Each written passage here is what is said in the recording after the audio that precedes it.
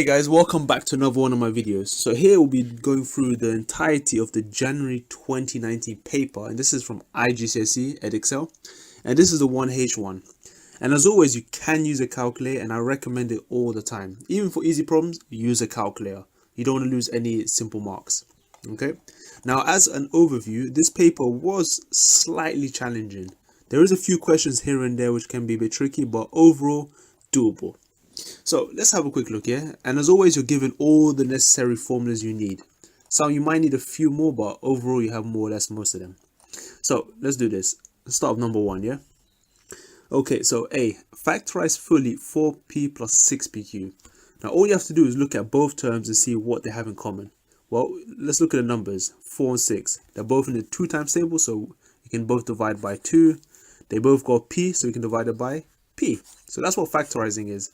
Literally find a common factor. So if you took out 2p from 4p, to make 4p you need to multiply 2p by 2. To get 6pq, you took out 2, so you need to put 3 back in because 2 times 3 is 6. You took out p, so it's gone, and you're left with a q. And that's it. And all of this should go over here. Next one, B. Expand and simplify e plus 3 times e minus 5. Now this is just easy, yeah?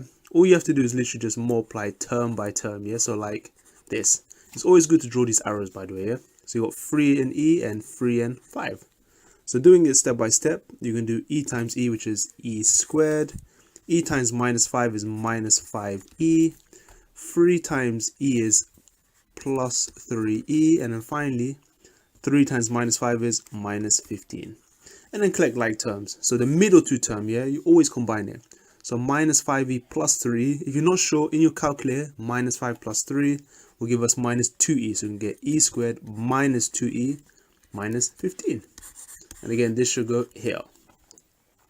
Next one, yeah, solve. Let me change the pen. So solve y equals 2y plus 1 over 5. So this is straightforward. Every time you have a fraction, always clear the fraction because we don't like working in fractions. So we need to multiply 5 across. So if you cross this 5 and stick it here, you're going to get 5y equals 2y plus 1. Now move all the y's to the left. So to move 2y across the equal sign, you need to subtract. So it'll be 5y take away 2y, which is 3y. You're left with 1 on the side, on the right side. And then to get rid of the 3, you've got to divide by 3. So it'll be y equals 1 over 3. And we can leave it here as 1 over 3. And that's it, guys. That's number 1 done. So let's look at 2 now. Oof, these kind of ones. So you're given 2 triangles, A and B, okay? And they'll probably ask us to do some sort of transformation. Okay, so A, describe fully the single transformation that maps A onto B. Okay, so this one's, so this one you usually need a tracing paper, but I'm going to show you guys a nice method. So I'm going to switch the page for a second. Okay, so I'm using PowerPoint to do this question. Now, the way this works, you just have to ask yourself what happened between A and B. Well, if you look at the shapes, it looks like it's sort of rotated 9 degrees. So the shape was originally like this, and then somehow it became like this. And you can only do this if you rotate it 90 degrees clockwise. Okay, so that's what we can definitely say, yeah? That definitely happened. Now, the easy way to do this, and this is without a protractor, guys. This is literally an observing method. What I would do is focus on 2 points, yeah? For example, let's focus on the bottom point here. And this means if you're focusing on this point here, then this equivalent point would be there. So we're going to highlight both of them. And then what I want you guys to do is to draw a straight line connecting them. So it looks a bit like this. Okay. Now the point of this is that because you know it's going to be a 90 degrees clockwise angle, we need to find out where the center of rotation is. Now one thing to note here, it's not here. It's definitely not in the middle of the line. It feels like it, but it wouldn't. Because if you rotate it from here, this will end up somewhere in the wrong place. So what we need to do is find out where the 90 degree angle is. So it's going to be something like a 90 degree triangle. Now there's a super easy way. And I'm going to show you. So let's take 2 different lines here. And I'm going to connect this over here for a second, yeah? And then this is going to be a line. I'm going to use this line as well and connect it to this corner too. And all we have to do is literally just move the line about until we have the same distance. I'll show you what I mean. So for example, let's just connect him over here for a second. Yeah, let's say this point over here. And then this is going to go here. What this means now is that we just look at the lines. So from this point to here, you would have gone 4 down and 1 across. Whereas from B, you would have gone 2 and 5 across. So it looks like this line is longer. And what that means now is that we need to try and make it shorter. So let's move it to the right a bit here. So let's move it one block at a time. Now this is just trial and error, yeah?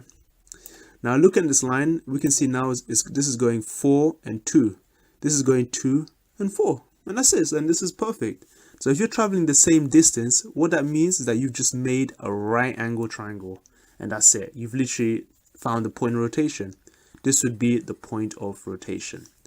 And we've done it, guys. So we say that the center is -2, 3. So this would be -2 and 3. And we say that A to B had a rotation about center -2 and 3. That's it. So if you guys need any tips on this one, because this is probably the hardest version without tracing paper, my tip is always connect the lines and then literally find a right angle triangle somehow. Just use trial and error until you make 2 similar lines with the same distances across the points. Yep. And that's it, guys. Let's move on to the next bit. Okay, guys, so we're back on the paper now, so I just copied it all here. So let's look at part B. So on the grid, translate triangle A by the vector 2 minus 5. Okay, translate literally means move the triangle across by a direction of 2 to the x-axis and downwards by 5 on the y-axis. Okay, now label the new triangle C. So let's do that. So triangle A, we're going to move it 2 across. So what I will do is, again, I'll change the color pen. Pick a corner, so let's say this corner, and move it 2 to the right, so end up here. And then it said move it 5 down. So if it was -5, it means down. If it's +5, go up. Same thing for the x, because it's +2, you move to the right. If it's -2, you move to the left. So moving it 5 down is going to go 1, 2, 3, 4, 5. So this means that this top right corner is going to appear here. And just copying the shape of the triangle, it's going to be something like this. And then labeling it C. And that's it, guys. It's literally done. On the grid, enlarge triangle D with a scale factor of half and center of -4, 2. So thankfully they gave us a center this time. Now to enlarge the shape, there's literally a nice trick here. So what you guys could do is literally start from here and literally cut through every single point like that. And do the same for every corner. And then all you have to ask yourself is, okay, so it says enlarge with a scale factor of half. What that means is that you have to half the distance. So if the distance from here to here was originally, let's just imagine this is 4 across or something. You want to find half the distance, and half looks like somewhere here. So this means this corner is now going to appear here. And again, from here, from this to the second line, about half the distance should be around here somewhere. So it should be like here. So if you connect it, this is the new shape. And you kind of guess. This one is 4 lines down. Half of 4 lines is 2 lines down. So you draw 2 lines down. And then just connect the shape. And there you have it, guys. This is literally a projection. Okay, number 3. So here is a biased 5-side spinner. Okay, so the word biased here means something isn't fair. So in terms of probabilities, all of these colors are not the same value. So they're not 1 out of 5 chance each. Okay, they could be higher, they could be less. So we don't know. We got to check the table. So it says here that when the spin is spun, it can land on either red, blue, green, brown, or yellow. So any of the 5 colors. And the table here gives the probabilities that the spinner lands on one of these 3 colors. So we know them already. We just don't know what brown and yellow is. So we probably need to figure it out. Now let's see what the info below says. When the spinner is spun just once, the probability that the spinner lands on brown is going to be 0.06 more than the probability that lands on yellow. Okay, so we're trying to say that whatever yellow is, let's call it X, is going to land, if it's going to land on brown, it's going to be whatever yellow is plus 0.06. So it'll be yellow plus 0.06. So that's one way to understand it, yeah? And by the way, all probabilities must always add up to 1. So actually, let's go ahead and work out these probabilities, yeah? Let's go ahead and plus all this up. So we can say that 0.15 plus 0.26 plus this plus that equals 1. So just tidying this up. So in your calculator, let's add up these numbers: 15, 26, 33, and 0.06. So you should get 0.15, 26, 33. So adding all of them up, you should get 0.80 plus 2x equals 1. Okay, now you just solve it as if it was a normal algebra question. So minus 0.8 across, you can get 2x equals 0.2 or 20. Half it, you can get 0.1. So that's it. So we got the values. So yellow is going to be 0.1. X plus 0.06, so 0.1 plus that will give us 0.16. So let's just update the figures. Okay. Okay, now we got all of that. So what do they want us to do? So Janine spins the spinner 150 times. Work out an estimate for the number of times the spinner lands on yellow. So you basically want to spin it 150 times. How many times does it land on yellow? Well, 150 times that probability of it landing on yellow, which is 0.1. And that's going to give us, this is going to be easy maths, but as always, put this in the calculator and you should get 15. That's it. So you got 15 times. And you get 4 marks for that, so it's not really too bad. Okay, it's actually not too bad. Let's move on. So number 4, information about the price of gold. So let's see, the price of 1 ounce of gold in dollars is $1,126.5. And that was in the 1st of Feb. And then 1 month later, it went up a bit. Now A, work out the percentage increase between these two dates of these two gold figures. Now for these kind of questions, there's a really nice formula you could use. We can always use that the original value times some multiplier, let's say 1 plus a rate, will always give us a new value. So again, this is the old value times a multiplier. So the R here is, in this case, a percentage increase would be the R, and that will give us a new value. Now all you have to do is literally replace this with what you know. So we know that the old value was 1126.50. So we can say 1126.50 times the multiplier must give us a new value of 1236.50. Now thankfully, all you have to do is literally just rearrange and solve for R. So to do this nice and easy, you could divide the old value across and then minus 1. So we can say, let's do it step by step. So dividing this across, you can have 1 plus R equals 1236.50 over 1126.50, and then literally just minus R across. So subtracting 1 across, and you got your rate, which is all it is. So let's go ahead and put this in the calculator. So you're going to get 1236.5 over 1126.50 minus 1, and you're going to get some kind of decimal answer. Now because they want a percentage, you want to multiply your decimal answer by 100 to change it to a percentage. So answer times 100, and you should get to 3 significant figures, the first 3 numbers, 9.76%. And that's it. That's this part done. Now B, the price of 1 ounce of gold on the 1st of Feb was the same amount, so it's actually the same info. The price of gold increased by 19% from the 1st of Feb to the 1st of July. Okay, work out the price of 1 gold on the 1st of July. So they told us everything. So we're going to use the same formula, and this time we got the original value, which is 1126.50. We got a rate, which is 19%, and they want us to find the new value. So let's put it down here. So old value 1 plus R equals new value, guys. Popping in the numbers, so we got 1126.50, 1 plus 19%. And remember, using a percent button here. And let's see what it gives us, yeah?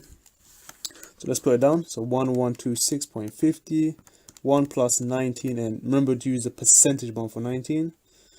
And you should get 1,340 point, and let's see, round it to the nearest dollar, yeah? Okay, let's just copy the whole thing down. Round it to the nearest dollar, you can get $1,341 because you got 0.5, and that's going to boost it up. That's it. And that goes right here. Not bad. Okay, number 5. Oof. Alright, so this is easily one of my favorite questions. So let's check it out. So you got BCD and AFE are straight lines. So it's these two lines here, yeah? So B to D and A to E. Show that those two lines are parallel. Give reasons for your working. Well, one thing that you want to say, even though it looks obvious, we can't just say it looks parallel, even though it probably is. The way to prove it is to use some properties, yeah? If you look at the shape here from, let's say, from B to C, and then C to F, and then F to A, so this kind of shape, you've probably seen it before. Now, this is known as an allied angles, because we gotta imagine that this top angle is A and this top angle is B. And we say that the sum of A and B equals 180 degrees. And if this is true, then those two pairs are allied, meaning that it's definitely parallel, yeah? So that's one property. Now, before we can even assume that, we can't just assume it, by the way, guys. Notice how we got x values everywhere. What we could do is do something that is obvious, which is the straight line across. Because we know that the angle on the straight line adds up to 180 degrees, okay? So let's go ahead and add up these two, 4x plus 15 and 30x minus 5, make it equal to 180, okay? So adding both pairs, you can get 34x, 15 add minus 5, so 15 take away 5 is plus 10, now equal 180, okay? Now solving this one, so minusing 10 across and then dividing 34, you should get 5, so x should be 5. Now what does this mean? This means that if you had to plug in x equals 5 to these two angles here, and if they add up to 180 in the end, then you've done it. So using the same x value, and if you get 180, you've proven it. So let's test the theory, yeah? Let's plug in x equals 5 to both these angles, yeah? So when x equals 5 to this one, so you got 4 times 5 plus 15. So 4 times 5 plus 15, you get 35 degrees. Alright, so far so good. Let's plug in 5 to 20x plus 45. So 20 times 5 plus 45, I got 145. And, you know, if your mental math is sharp, then you can see it. But if you're not sure, add up the two figures and you get 180 degrees. So yes, this is proven. So they're allied angles. So for the x, so you can say when x equals 5, you can say angle BC. So what's this, BCF? So angle BCF is equal to angle AFC. Angle AFC. Oh, sorry. These two angles add up together will make 180 degrees. And that's it. And this will be classified as an allied angles. Okay, question 6 now. Let's see. So complete the table of values for y equals x squared minus 5x plus 6. Oof, easy stuff. All you gotta do is literally plug in the x values and get the corresponding y values. So for example, when the people who created this plugged in x equals 0, you get 0 squared, which is 0, minus 5 times 0, which is 0, plus 6, which is 6. So all you gotta do is plug in 1. So you're gonna have, let's say, so y equals 1 squared, which is 1, minus 5 times 1, which is 5, plus 6. Put this in the calculator or do it all at once, and what should you get here? So, and you should get 2. Do the same thing with when x is 5, yeah? So you're going to have y equals 5 squared minus 5 times 5 plus 6, and doing so will give us 6. Okay, now one thing to note here, because this is a quadratic equation, and quadratic means that you have an x squared, an x term, and a regular term, or at least it starts with x squared, you're going to get a symmetrical pattern. So you can see bang in the middle that these values across and these values here have the same pattern. So 0, 2, 6, 0, 2, 6. Now, let's look at part B here. So we're going to probably draw this. So on the grid, draw this graph, which is this equation, which is these points here, for all x values between 0 to 5. So in other words, plot every point. Let's try this out, yeah? So let's start in the middle because it's nice and easy. So when x is 2 or x is 3, y is 0. So when x is 2, y is 0. When x is 3, y is 0. Next one, the outer, yeah? So when x is 1 or x is 4, y is 2. So 1, x is 4, y is 2. And then lastly, you got when x is 0, y is 6. And on the same side, when x is 5, y is 6. Now we just have to make a U-shape curve. So I haven't got the right tools for this one, so I'm going to just do it freehand. But anyway, you're going to do it freehand anyway. So it's going to dip below the curve because it's a U-shape. It's a bit hard to curve it nicely. But yeah, as long as you can make some sort of U-shape, yeah? Where it hits the line at 2 and 3. Something like that, yeah? If you can pull off a shape like that, then you've got it. Okay, next. Okay, let's look at part C now. So by drawing a suitable straight line, alright, so it's going to be a straight line, on the grid, find estimates for the solutions of this equation. Okay, now you're probably thinking, like, where's this coming from? You could solve this using, I don't know, simultaneous equations or using a quadratic formula, but what I want you to do is somehow relate to this curve. Now what I want you guys to do is just look at this curve again, because that's what we just drew. Let's copy it down there. So we're going to have, so y equals x squared minus 5x plus 6, yeah? Let's double checking, yep. And now looking back at the top one, we can see they're almost similar. The only difference is, if you look at the left hand side, they got x squared minus 5x, which checks out, but they're missing a plus 6. So let's go ahead and plus 6 to this equation, yeah? Plus 6 across.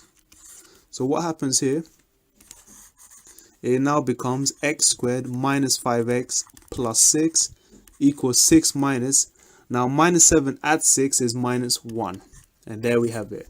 So what they're trying to say is to show when this curve equals this straight line. So the curve intersecting with a straight line. Okay. Now to plot x equals minus 1, which is the same as y equals x minus 1, just pick two corners. For example, you can say when x equals 1, you're going to have 1 take away 1, which is 0. So you're going to have 1 and 0. You can say when x equals 2, 2 take away 1 is 1. So that'll be x is 2, y is now 1. So just plot these 2 points and connect a straight line. So 1, 0 is going to be, let me change the color of the pen. 1, 0 is here. 2, 1 is here. So you can kind of see it's going up in ones, yeah? So all we do now is literally just, of course, use the ruler for here, yeah? You can see that it intersects somewhere around here and somewhere around here. So all you have to do is kind of figure out what that x value is, roughly. So, this won't be perfectly accurate. I'll probably have to double check the solutions, but here, this is about 1.6, 1.7-ish. So this is what the x value is. And over here, it could be on this line, it could be on the right, but this is about 4.3 to 4.4.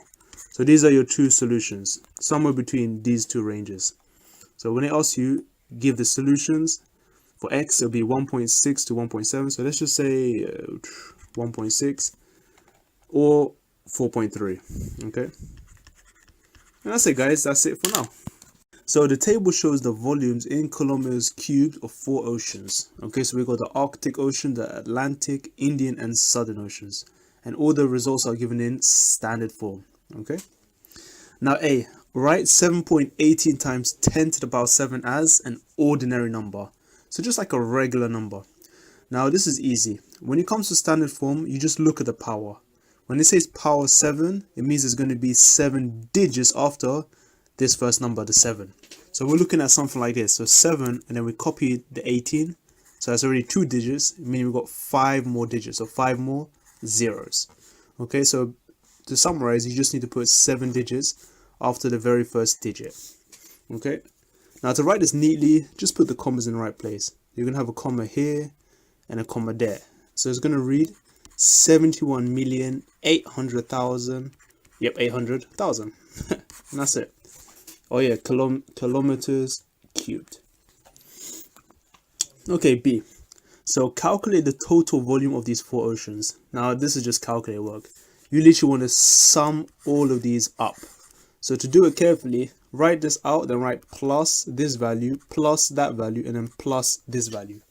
And then when you put this all in a calculator, and I've already gone ahead and done it, you should get this answer. So you should get 6646 and what's that?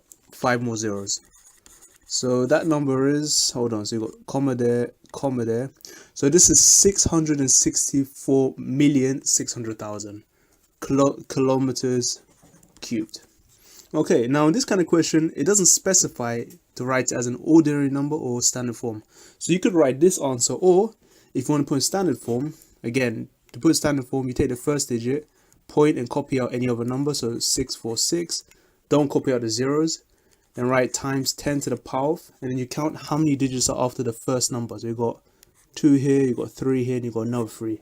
So you got 3, 6, you got 8 digits. And that can go here, or this can go here. So again, you have 2 options to answer your question. So anyway, for this kind of question, if it doesn't specify, just write wherever the calculator says and avoid any risk or calculation mistakes, yeah? Okay, next one. So the volume of the South China Sea is, what's that? 9,880,000 kilometers cubed. Write this in standard form. Okay, so we put this on the top. So you copy the first digit, so it'll be 9 point, and then we've got 2 8s, 8, 8 times 10 to the power of. Then we count the digits. So we've got 3, 6. So 6 numbers after the 9. And that's it. That goes here. Okay, guys, number 8. So the diagram shows an isosceles triangle. Okay, very important word here, isosceles. Isosceles means that 2 lengths or angles are the same. Well, both will be the same. In this case, because we're told that we've got 2 x centimeters length, which are of course the same, these are of course the same. And if that's the case, if they told you to, split the triangle in half, you can. Because then you're going to have an identical vertical on both sides, yeah? And this means you get a right angle triangle. So this is just little properties of isosceles, yeah? Now let's look at the question. So now it tells us that the area of the triangle is 12 centimeters squared. Okay, keep this in mind. Area is 12. Work out the perimeter. Okay, not too bad. So first things first. The reason why they give you this first sentence is because they want you to figure out the lengths associated to get the area of 12. Now to get an area of 12 from a triangle, we know that the area of a triangle is always base times the height, and then you half it. Now we have the base. The base is 5. We do not have the height. And remember, the x's are not the height. They're slanted. We're talking about a vertical height, like we crossed through the middle. So we can call this vertical height that we just did h. So we can say now, with the information we got, we can say that the area, which is 12, time equals the base, which is 5, times the height, over 2, will give us 12. Now with this information, we can rearrange this equation to find h. So what we could do is firstly multiply 2 across, so you can get 24 equals 5 times h, which is 5h, and then divide it by 5. And doing so, 24 divided by 5 is going to give us 4.8. So the height is 4.8. Now you guys can always update this over here, so you can write 4.8 here. And now, in order to find these x values, because you can see that this is a right angle triangle, we can use Pythagoras. So let's update it down here, yeah? So we can just take one right angle triangle. We've got x here, we've got 4.8 here. Now notice how this is 5 centimeters across. Because it's bang in the middle, we just want half of it. So we want 2.5 to the right.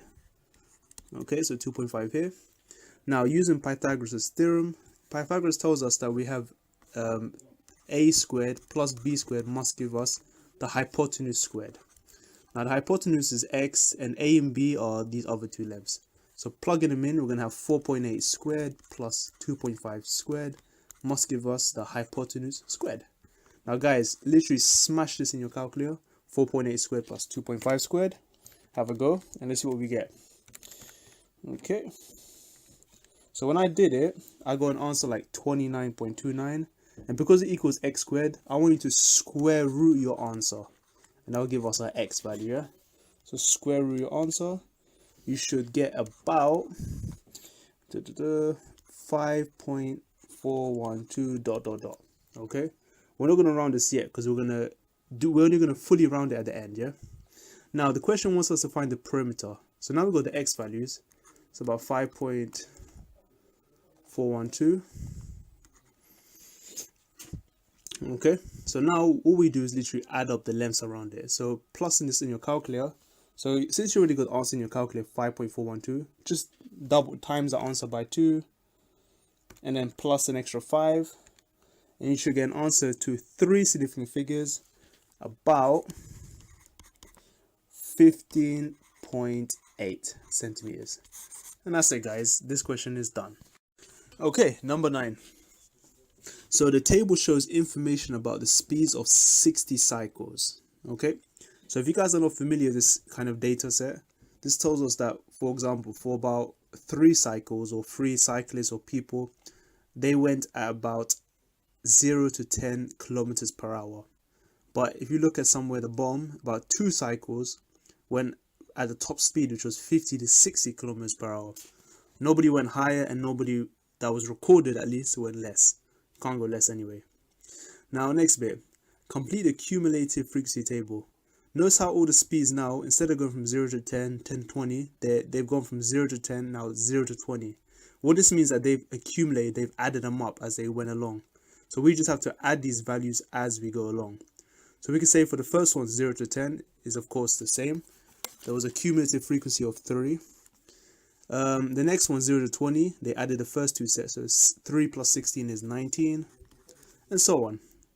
Next one, they added these 3, so you can just add up. So you can add 19 to 24. So again, always put this in your calculator if you're unsure, and you should get 43. And keep going, yeah. So adding 10, 53. Adding 5 and adding 2. So adding 5 is 58, and adding 2 is 60. And this makes sense because we know that there were 60 cycles. If you're including everybody, then you must have got up to 60 by the end of it. So this should be correct. Now, next part. Now on the grid, draw a cumulative frequency graph for your table. So they want us to literally smash this table onto this plot over here. Now notice how you got speed at the bottom. So this is the cumulative frequency. So we're going to go from up to 0. So up to 0, there was no one up to 0. But up to the speed of 10, we had 3 people. So at 10 kilometers per hour, we had 3 people. So that goes about here. Up to 20 kilometers per hour, we had 19, and so on. So I'm going to do this very fast. And then we keep on doing this until we get to the end. So 30, which is 43,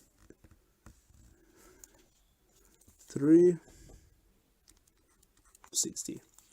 Okay, now guys, now we're done, and of course it starts at 0, yeah? So now all we have to do is literally connect the shape, yeah? So it's going to be a curve. So be very careful how you plot this. So it'll be something like... Okay, so by the way, my measurements here might not be the same in the mark scheme, yeah? Because you're going to be more accurate than I am. That's one thing. Maybe it's better if I go backwards. Now this is the tricky... Oof! Alright. Doesn't look too bad actually. So it should look a bit like that, yeah? Okay, not bad. Now let's do the last bit. So use your graph to find an estimate for the interquartile range. Now interquartile range means the difference between the first quartile and the third quartile. The first quartile means that if you got 60 people, the first quarter represents 1/4 of 60. So 1/4 of 60 is 15. So we're looking at the 15th person. So somewhere along this line. So it must hit like maybe somewhere here. So you're going down. Oops, you're going down to about 18. I mean, again, this is so badly off. Next one, the third quartile. So 3/4 of 60 is 45. If you're not sure how to calculate that, 3/4 times 60 in your calculator will give us 45. So that's it. That's the interquartile range. It's the difference between the quartiles. So I think that's about here, innit, about this first line. So it's this line down. So I'm going to put my mouse there, bring it down. It's about 31. I think it's like that. Yeah, it looks about right, doesn't it? 31. So the difference is between 18 and 31. So 31 minus 18 is 13 kilometers per hour. That's it, guys. That's literally all you have to do. All right, number 10. So here is triangle ABD. So ABCD. The point C lies on BD. So over here, we got a couple lengths and some angles. So this tells us that angle ADB is a right angle. So we're dealing with a right angle triangle. And angle CAD, which is this little gap, is 20. So they want us to find the angle of BAC, which is the whole thing over here, 20 plus this unknown. Now, the way to do this is that we need to observe this as 2 different right angle triangles, yeah? The obvious one is from A to C to D, the small one. So we can just do a little sketch over here. So we've got a triangle that looks a bit like this. And we know the angle is 20. it's right angled, it's 13, and we can of course work out some unknown length here. Reason why we find this length is because the aim is, if you find this little length here, then we can construct another big right angle triangle with a total length, and then we can find the total big angle here. Because we got 13, we want a length here, we can work out the whole thing. Okay, now in order to do this, we need to use trigonometry or SOHCAHTOA. Now the way this works, all you have to do is literally just ask yourself, what lengths do we have?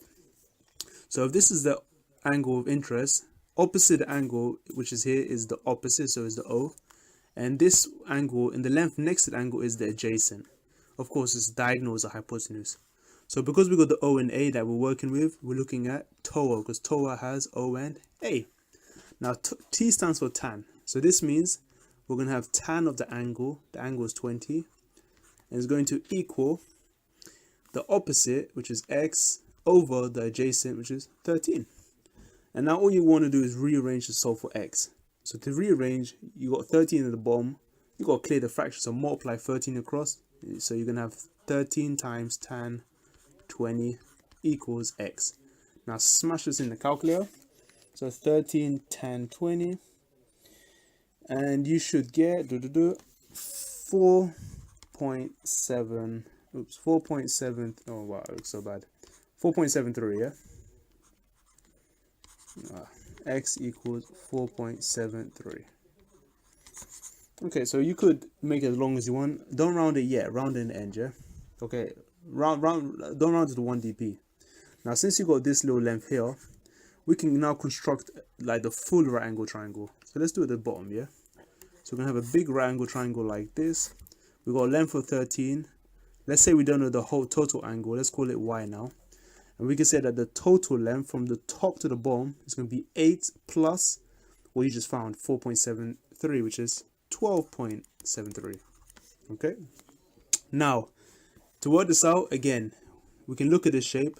We got an opposite, which is O. We got an adjacent, which is A. So we're going to use TOA. Same idea. So we're going to have tan of the angle. So it'll be tan of y is going to equal opposite 12.73 over adjacent 13. Now the difference is that we want to find the angle, and the thing is we have a tan next to the angle. So to separate the tan, to completely remove it, you got use the inverse tan button. So in your calculator you have the tan -1 button. Pressing this button, so you have to press shift and tan, you'll get this, and then you're gonna write 12.73 over 13. So you're gonna tan inverse the right hand side. So I have got to do this and see what you guys get. So tan inverse, oops, shift tan. So you're going to get 12.73 over 13, and you should get an angle of, so what is it, to 1 decimal place, yeah? Okay, oh, that's not done yet. So that's the total angle. You're going to get that total angle of 44.4 degrees. Okay, so remember, that's y. So what y meant the whole thing across, yeah, that was y. Now, because you know part of it is 20, so the remainder is going to be when you subtract 20. So the remainder is going to be 24.4 degrees. And this is the angle over here. We can call that Z, yeah? So Z equals 24.24. And that's it, guys. That's literally this question done. So express this fraction as a single fraction in the simplest term. Okay. So this is all about subtracting fractions. Now, when you add or subtract fractions, the first thing that should always come in your mind is that we need to have common denominators, yeah? So one has a 3 and the other one has a 2x. Now, for them to be common, we need to multiply firstly the entire left-hand side by what it doesn't have, which is 2x, and multiply up and down on the right side by what it doesn't have, which is a 3. So let's have a go at that. So multiplying the left-hand side up and down by 2x, you're going to get a 10x over 6x, okay, minus. And on the right hand side, if you multiply up and down by 3, so 3 times x plus 2 is going to give us 3x plus 6, and then 2x times 3 is of course 6x. So here we go, we got common denominators. Now it gets easy. Now all you have to do, of course, just to be safe, put a bracket around here, yeah? Because when you subtract, you're subtracting all of it. So we're going to have now all over 6x 10x minus 3x plus 6. Okay, so the way you should do this is firstly open a bracket, so you can get 10x minus 3x minus 6 over 6x. Now 10x take away 3x is 7x minus 6 over 6x. And I think that's it. I don't think you can do any more to this, can you? Nope, that's it. I think this is the fully simplified answer. So the curve C has equation y equals 1 over 3x cubed minus 9x plus 1. Find dy over dx. Okay, if you guys never seen this before, this is known as the gradient expression. So an equation used to represent a gradient. And the way to find this dy over dx, this means you have to differentiate the y expression or with respect to x. So let's have a look here. We're going to just do it in a very quick and easy way. So all you have to do is basically look at term by term, yeah? So we look at x cubed. So with x cubed, the process is that you subtract the power by 1, and this becomes x squared. And with that power, you drop it to the ground. So drop the 3, so it'll be 3 times the third, which is 1. And minusing the power by 1, you get 2, so x power 2. If it's 9, if it's x, because there's only 1 power left, if you subtract it, you get 0, so it vanishes. And with that 1, you drop it to the ground. So 1 times 9 is 9. If you have a constant plus 1, it just vanishes, it becomes 0 because there's no x terms. So you can't differentiate nothing with respect to x there. And that's it, you're done. And this is literally all you do. Now, let's look at part B. Find the range of values of x for which C has a negative gradient. So when the gradient expression here is negative. What this means is that you have to set this equation x squared minus 9 and make it less than 0. So we're going to find the values of x, which makes this equation less than 0. Now, because this is a quadratic, or actually because it's a difference of two square numbers, you've got two square terms, x squared minus 9, we could use the double bracket method. So when you got something squared minus another squared, you can square root both of them and put it here. So square root x squared is x and x. Square root of 9 is plus minus 3. So plus 3 minus 3. And of course, less than 0. Now, you just have to find which values of x between these critical values that makes this less than 0. So what I would do, so first things first, let's say, so we can say that the critical values are when x equals minus 3 or x equals plus 3. So these are solutions of the quadratic. And all you guys want to do is literally draw a straight line, like a number line on the x-axis. And because you know this is a quadratic equation, so it's a U shape, and it cuts something like that at x equals minus 3 and plus 3, we can see that below the curve it's going to be around here. So this is when it dips below the curve. So when the curve dips below the line, sorry. And we can see clearly that's between the values of minus 3 and 3. And we found it. So we can say that the range of values of x has to be between minus 3 and plus 3. Okay, number 13. So all the students in year 11 at a school must study at least one of geography, written by G, history H, and religious studies R. So in year 11 there are 65 students. Okay, so this looks like a Venn diagram problem. So we've got triple Venn diagram here. Now it says here that of these 65 students, we know that 15 study geography, history, and religious studies. So what that means is that you can put 15 bang in the center, because this is the common intersection between geography, history, and religious studies. We know that 21 study geography and history. So this means that you're talking about this interval right here. All of this must add up to 21. We've got 15 already, so there's 6 left that adds up to 21. 16 study geography and religious studies, so geography and R is over here. 15 plus 1 is 16. 30 study geography, so geography is the entire circle of geography. We got 30, so all of this must add up to 30. So we got 6 plus 15 plus 1, that is I should know this, 22. So we got 8 left, so all of this adds up to 30. So that's always, guys, you just have to sum it up carefully. Okay, next one, 18 study only religious studies. So careful with this terminology. You got 2 bits. You got only religious studies, and you got 37 study religious studies. When you use the word only, it means literally just this small segment here that doesn't include a geography or history. So just this region here, and that value is 18. And now we know that 37 study religious studies, so that means the whole circle must add up 37. So in your calculator, add up 18, 15, and 1. 18 plus 15 plus 1. That gives us 34. So that means a remainder of 3. So now we have 37. Okay, so now the Venn diagram is almost complete. So we're only missing our history segment and the outside segment. Now, just to be sure, we look back at the question, and at the top it says that all students in 11 must study at least one of the 3 subjects. So this means that this needs to be completely filled out. So the way to fill this out, we know there's a total of 65 students. So let's go ahead and add up all these figures, yeah? Let's see how many have been included. So when you do that, so I've already done this, you get 51 students, meaning that the remainder is going to be 14. Okay, so 65 minus 51 to give us the remaining for only history. So now we know that all 65 students have been accounted for. We can say that there's been 0 outside the circle. So that's it. One thing to know, yeah, if you counted every single person here and now 65, you can never leave it blank. Because if you leave it blank, you'll lose a mark. That's the thing. Yep, it's a bit harsh, but that's how it is. But anyway, let's look at the next bit. So a student in year 11 who studies both history and religious studies. So we're talking about only people who study both. So we can see that 3 people study both and 15 study both. Of course, they study geography, but they still study both history and religious studies. Okay, so keep those 2 numbers in mind. We're going to ignore the rest. Work out the probability that this student does not study geography. So the people who do not study geography is, of course, these 3, because 15 of them also study geography. So the probability is therefore going to be the 3 people out of the total here, which is 18. And that's it. This is your answer. Okay, number 14. So T is directly proportional to the cube of R. Okay, so as a statement, we need to write this as an equation, yeah?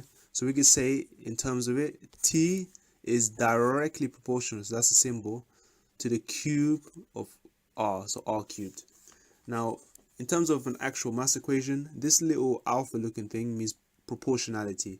You can also write it as T equals some scale factor K. So it's always equal K. This literally means equals K of R cubed. So this is the equation they want, okay? You can do this anything. If it says T is directly proportional to just R, it will be T is proportional to R, which is T equals K times R. Or if it's inversely proportional, it will be T is inversely proportional to R. So this means inversely proportional means 1 over R, which is the same as T equals K over R. So again, depending on how they phrase the sentence, you have to pick the right one. So in this case, we're going to use, of course, this one here. T equals K R cubed. Now, next bit.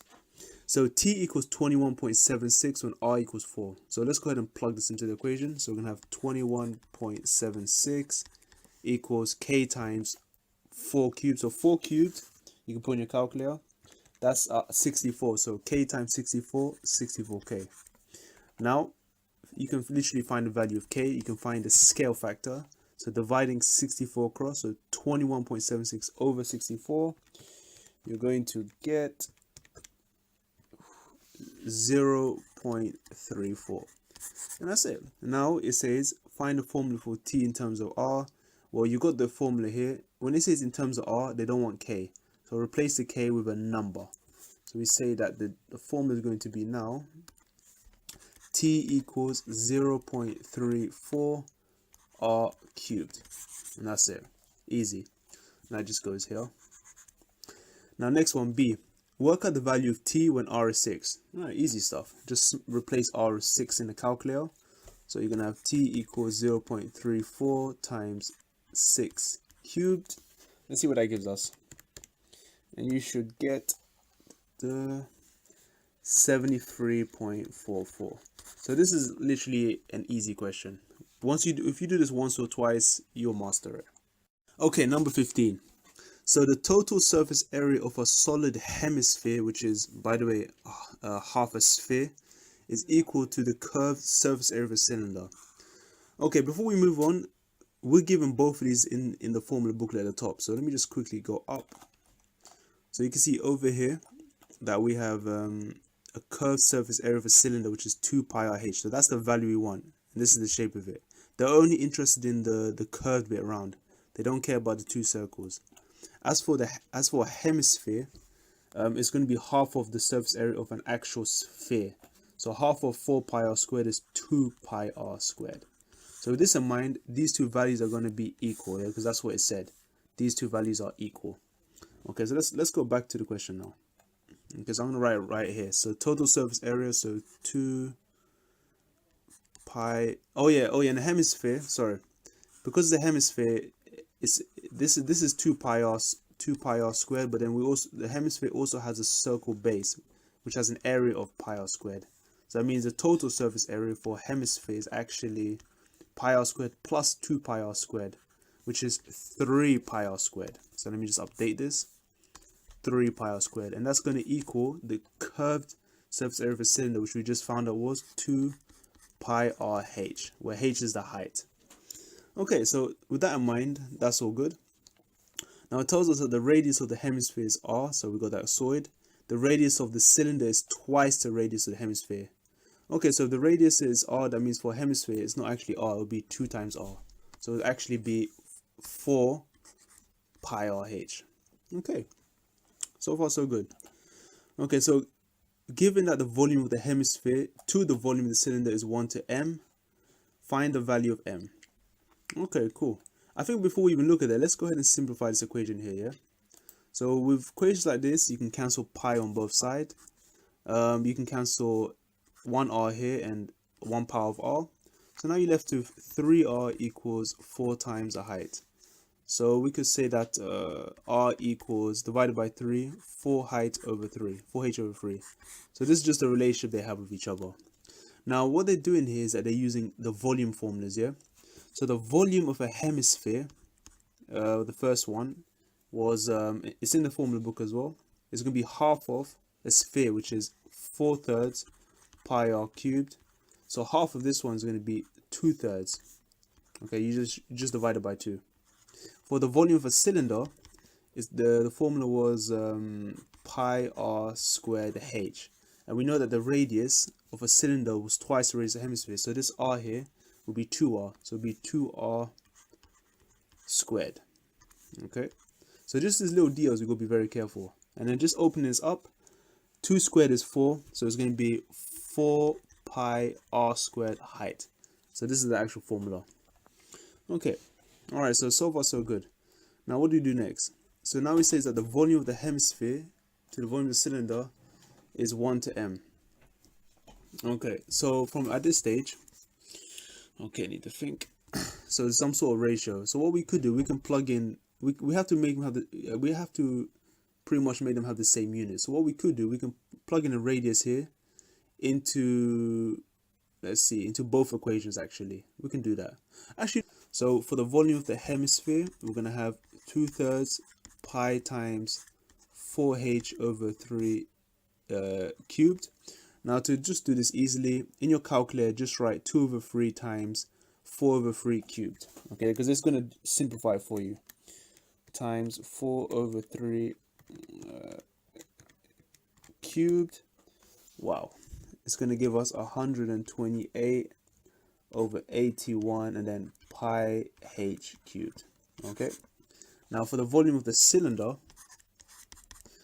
okay, so the radius is here, so we're going to put that in, so it will be 4 pi 4h over 3 squared times h. Again, in your calculator, to simplify the numbers, put 4 times 4 over 3 squared, so 4 times 4 over 3 squared will give us 64 over 9, and then we got pi h cubed. Okay, so now looking at both of these, yeah, it's saying here, so they're trying to find like a radius, a scale. So they're saying they're comparing the volume of the hemisphere to the volume of the cylinder. So let's compare these two, yeah.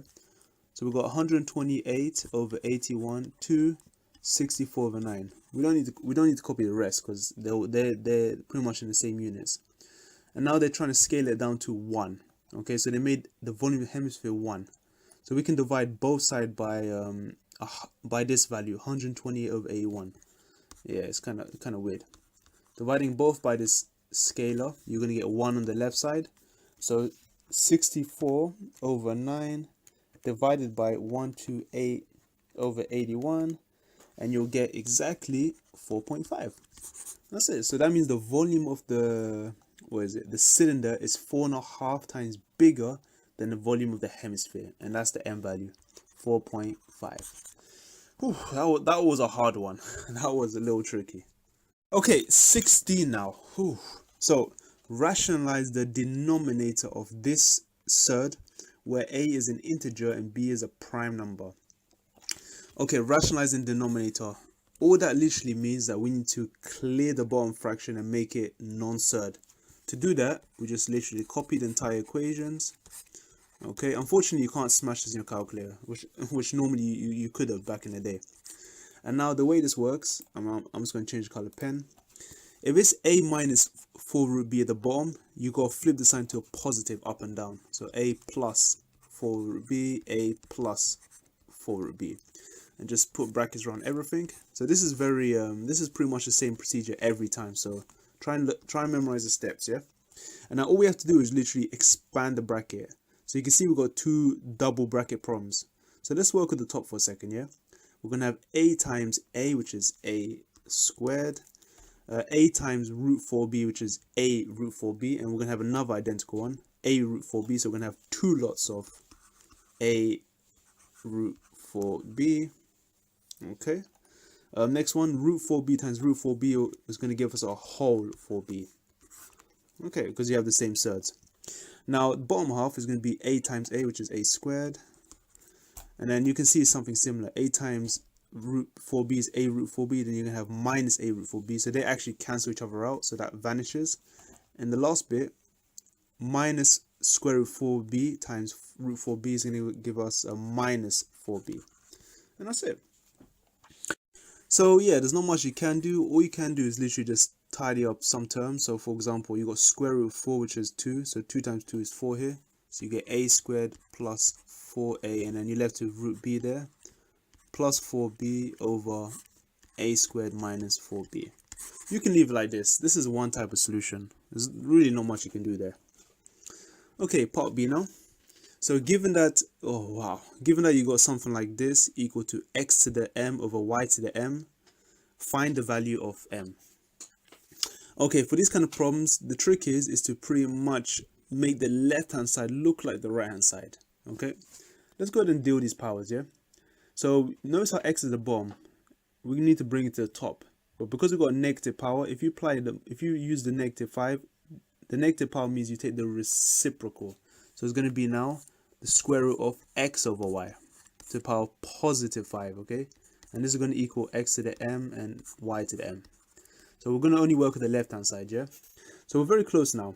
Now the square root is the same as power by half. So because they're both power by half, you can just take it outside. So it'd be 5 times a half, so it'd be 5 over 2, because you times 5 times 2, 5 times a half is 5 over 2. And again, this equals x to the m over y to the m. And lastly, now you just distribute 5 over 2 to both of these. So it'll be x to the 5 over 2 over y to the 5 over 2. And that's it. You can see m equals 5 over 2. Or you can make it 2.5. Both is good. And that's it, guys. That's literally this question done. It says here that there is a triangle ABC, and we need to calculate the value of x. Now notice here that this is a bit weird because you can see that x is opposite this length here. However, opposite the angle there is no length, and opposite this length there is no angle. But if we take it one step at a time, we can probably realize that if we use the cosine rule to find this unknown length, then we're going to have a matching pair of length to angle to use the sine rule. So to recall, the sine rule looks like this. We have the formula in the back, in the front of the book, but it's going to be a squared equals b squared plus c squared minus 2bc cos a. My tip is to always relabel this diagram. Relabel the triangle to match these letters. So in this case, because we're working with angle A, we're going to cross this letter out and call this angle A. And this is going to be equivalent to little a, meaning these two lengths would be B or C. Okay, so doing so, replacing little a with y, so it'd be y squared equals b squared plus c squared minus 2 times b times c cos 110. By the way, these two are stuck, so you just multiply, yeah? 5.3 to that. Now, putting this all in your calculator and square rooting it, because remember, you got y squared. To get y, you need to square root. And you're going to get 7.73. That's to three significant figures, yeah? Dot, dot, dot. So that's the length of y. Now we got the length of y. Let's go ahead and re-sketch this, yeah, with update diagram. So we're going to have a triangle here. Length is 7.73. We're trying to find angle x. So we need a matching length to angle x, which is 5.3. To use the sine rule, by the way. And opposite 7.73, we need a matching angle, which is 110. So 110. Now, quick recap here. Sine rule is also in the back of the book, but I'll put it right here. It tells us that you can pick, so in this case, because we want to find angle, we can say that we have sine A over little a is equal to the sine of an angle big B equal over little b. Now we just pick anything, so you just match them up. So we're going to pick big A as x, which is going to match with little a 5.3. So sine of x over 5.3 is going to equal the other side, sine of 110 over its length, opposite length, 7.73. Now all you want to do is solve for x. So we just want to clear this fraction and make sine x a subject. So timesing 5.3 across, you're going to have sine x equals sine 110 over 7.73 times 5.3. And putting all this in a calculator, you should get 0.64 dot dot dot. And now to get the angle x, you need to get rid of the sine. And to do it, you need to sine inverse. So you got to use the sine -1. So shift sine 0.64. So just put shift sine inverse answer. And you should finally get to, what is it? 3 sig fig. 40.1 degrees. And that's it, guys. This is done. Okay, number 18. So the graph of y equals fx is shown on the grid. Okay, so it looks like we've got a parabola, a nice quadratic curve, yeah? Now, part A. On the grid above, sketch the graph of y equals the function at half x. Okay, so there's a few rules for this one, and this is actually a really nice way to doing it. When you get a function of, say, ax, all that literally means that you got to divide x coordinates by a. And if you got something like x plus a, you subtract. So in essence, whatever is inside the bracket, inside the function, you do the opposite way it tells you. Literally here, whatever they tell you, do the opposite. So if it said 2x, divide by 2, 3x, divide by 3. Because it's half x, divide by half, or opposite, times it by 2. That's the same thing. Dividing by half, times it by 2 is the same. So essentially, for every x coordinate here on the graph, we're going to times it by 2. So let's have a go. So we can say that this coordinate here, which is, by the way, -1 for x, is going to go appear here now at -2. This coordinate here, which is at 0, stays at 0. This coordinate here, which is at 1, is double to 2. This coordinate is at 2, doubles to 4. This coordinate here, which is at 3, doubles to 6. Just find anything that intersects. This coordinate at 4 stretches to 8. This coordinate at -2 doubles to -4. And that's it. Now all you want to do is just get rid of all of these pen marks. Well, I do at least. And now just connect them up. So you have to get a parabola. So it's gonna be kind of hard.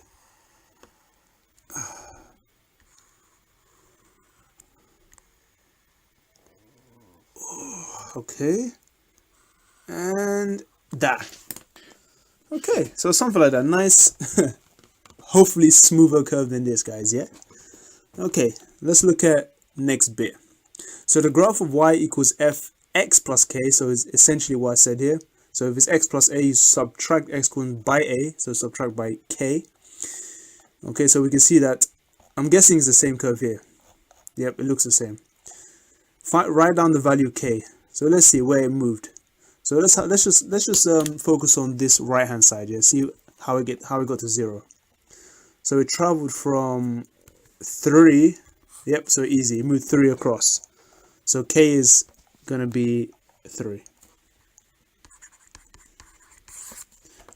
So g is the function of domain x greater than or equal to -3, such that gx equals this quadratic function. Now, domain, guys, is simply the values that x is allowed to take in a function. So, for example, this graph here, if we factorize it and found out where it hits the x-axis, it will look a bit like this. Okay. Now, when it says x greater than or equal to -3, this means that we only care about the curve after x equals -3, which is around there. So this part. So after -3 onwards. Okay. We don't care about the left-hand side at all. So according to this question, it says write down the range of g, the inverse of g. Now, there's a rule here. If you know the domain of a function, then the range of its inverse is equal.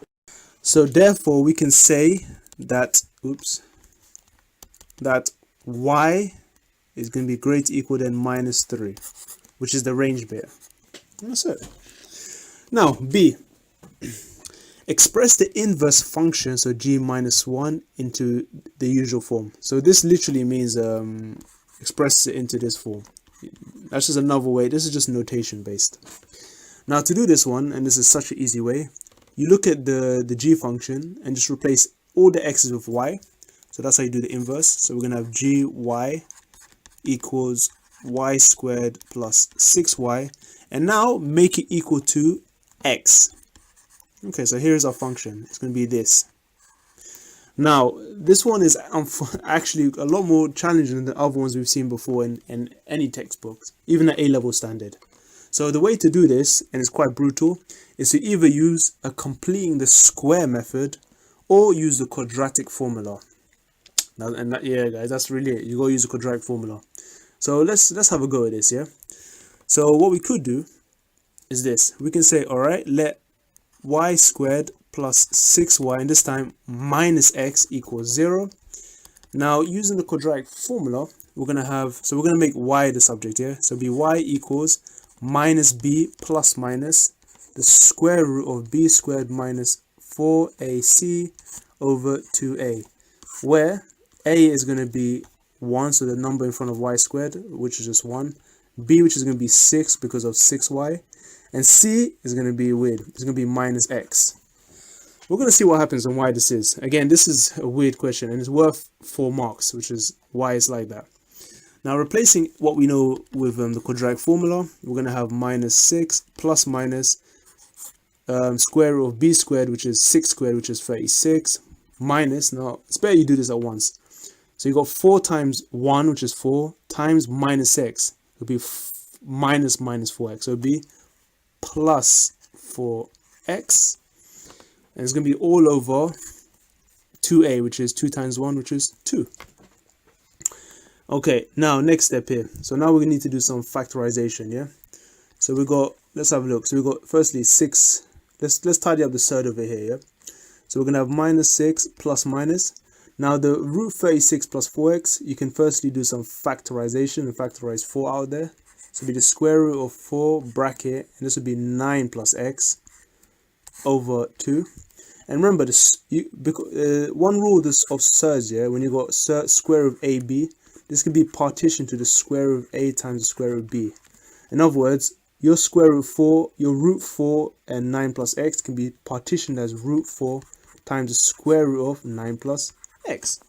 And we know the square root of 4 is 2. So this means here that we're going to have minus 6 plus minus 2 times square root of 9 plus x over 2. And then simplifying this, you're going to have minus 6 over 2, which is negative 3, minus 3. And now we're only going to keep the plus result. Why? It's because back in part A, we said that the range of the g inverse, in other words, what the values are allowed to take, has to be greater than or equal to minus 3. We've already got minus 3 here. If we chose the minus sign, it means we're going to subtract some square root result, meaning the numbers can get even smaller. So we've got to obey the conditions of the range. So that's going to be plus, and then these two cancel out, so 2 over 2 cancels out, and you're left with the square root of 9 plus x. Whew. See, this was brutal, guys.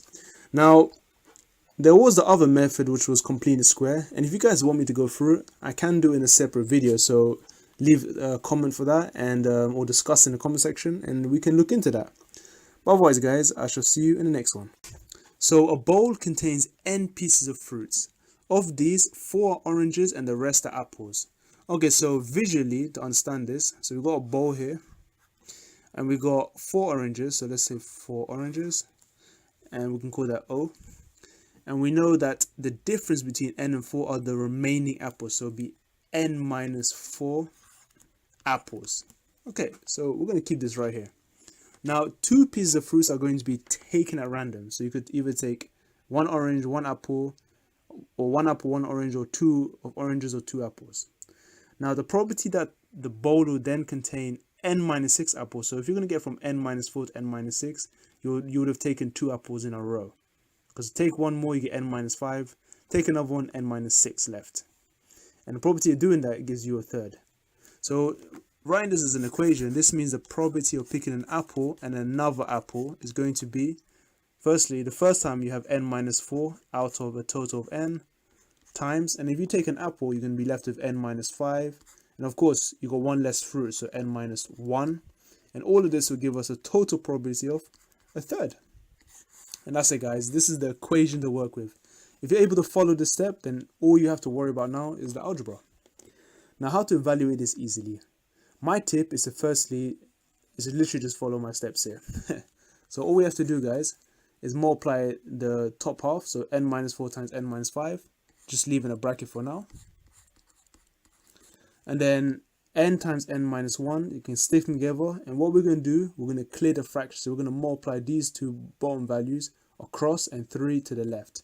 So times in 3 across, it will appear here. Times in n and n minus 1 across, it will be here. 1 times these lot is the same thing. And now all we're going to do is fully expand these lot.